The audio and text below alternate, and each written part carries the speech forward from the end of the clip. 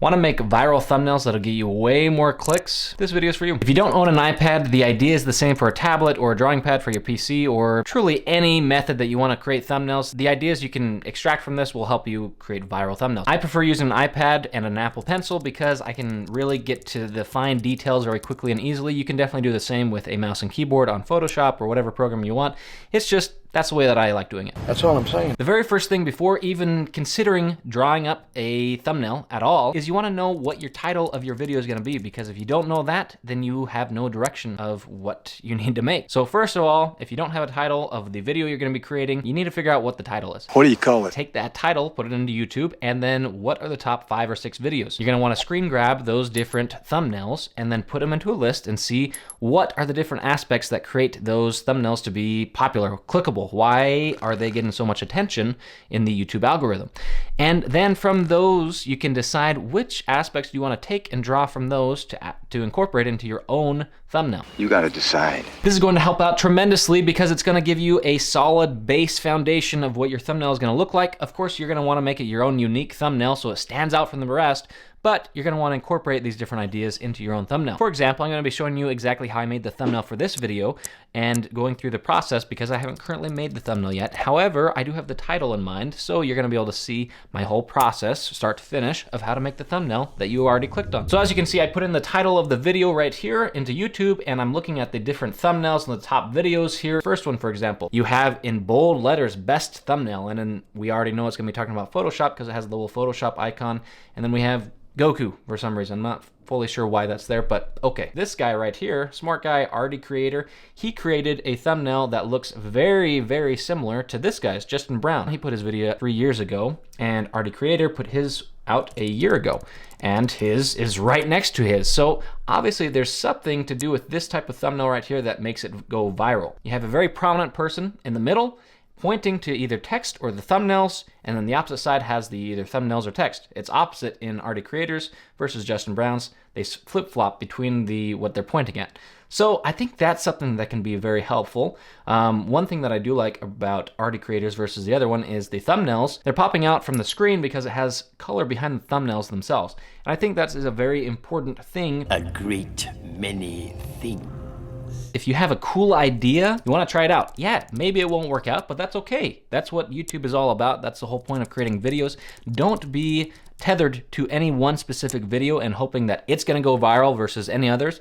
Just keep creating more and more content. And if you have a super cool, unique idea that someone hasn't done for videos that have become viral in the past, maybe that unique idea is going to be what sets you apart from the rest of them, and it's going to make your video go viral. If it doesn't work, it doesn't work. So what? Keep going. It's all good. I'm gonna be smiling just like the other two guys are smiling. Thumbnails are going to be right here. Obviously it'll look better than that, but that's the general concept. And I'm gonna make sure that these pop out, that the different thumbnails pop out, just like Arty Creator did. I'm gonna have some glow effect or something behind them to make them pop and stand out. I'm also going to make a glow or something effect around me to make me stand out from the background. And that is going to be what I make. Properly lit, of course, and what I'm going to do is just be right here. There's no reason that this setup right here doesn't work because I'm properly lit. Maybe not properly, but decently. Of course, I also want the smile because that's what they did and their thumbnails are viral. And I want to be looking straight at the camera so that it looks good and proper. You don't want to be looking over at the screen over here to see what's going on. You do want to look there, but then look back. Now, of course, you could take just a regular photo, but I like to do it just like this because it looks just as good. It doesn't have as many megapixels going into it, but a screen capture of a 4K video is going to be just fine for a thumbnail. Picture that I'm going to be using for the thumbnail, I need to transform that into what I kind of envisioned. I like to create my thumbnails at 2560 by 1440. However, you can do less than that, and really, it doesn't matter. I don't know why. I just have that superstitious. I'm not superstitious, but I am a little stitious. The very first thing that I want to do, I don't want to have any dead space to the right side of my face where there's just kind of emptiness. So I'm going to drag it out a bit to where my ear just barely gets to the side there. The whole thought here is to take up as much space as possible of the things that you want your viewer to see. You don't want them to be worrying about anything else in the thumbnail. You don't want them to think about any of it. You want them to focus instantly on the thing that's going to make them click. And so that's what we're gonna do, outlining myself, and that's why I like having an Apple Pencil. There we go. it is outlined. So the one that I want to be biggest in this is going to be the one that seems to stand out the most. And I think what stands out the most is this one that I made for a PS5 controller. And so that I'm going to make the biggest, and the others I'm going to move around so they don't look as prominent. The thing that I like a lot about the Procreate app is it allows me, it has a brush called the light pen, and it allows me to create kind of this glowing effect around different objects. Very simple and fast, and it's built into the program. With your program, you might have something like that, or you can download something like that, probably for free, but just so you know, that's what I like doing, and it's very quick and easy.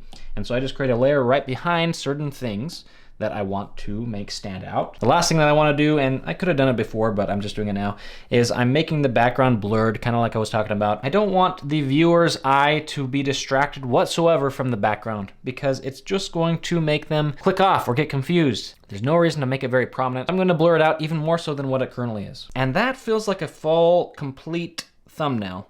I'm not positive on the arrow whether I'm going to keep that in or not, or maybe I'm going to move it around a little bit. We'll see where I'm going to end up putting it. So a little word of caution, I don't know for sure or not if I like having the 3 different ones. I kind of did that because the other ones had that and I just made them bigger. I don't know if that's a good idea or not, and that's what I wanted to bring my point across to you is you have to test things out. You have to experiment a bit and get used to the algorithm, the YouTube algorithm, and what seems to be a good click-through type of thumbnail and image and all that, and get used to it. And truly, where I'm at in my experience, I feel like this could definitely go viral. At the same time, it looks like it could possibly be just a little bit too congested, a little too many things, so I might adjust it a little bit here and there. I do like the arrow there. It brings your eyes and attention to one specific point on the thumbnail to click on. That helps a lot. From my experience, I feel like bringing the eyes to a specific point, even though they can click anywhere on the thumbnail, it's nice to bring them to a very specific point to click on. Too many things can be a deterrent. It could be a bad thing. Less is usually more. It depends on the niche and what you're trying to make a video about, and that's just how it goes. That's the nature of the beast. You have to get used to it and get used to failure so that you can then get past all those and get to the successful ones.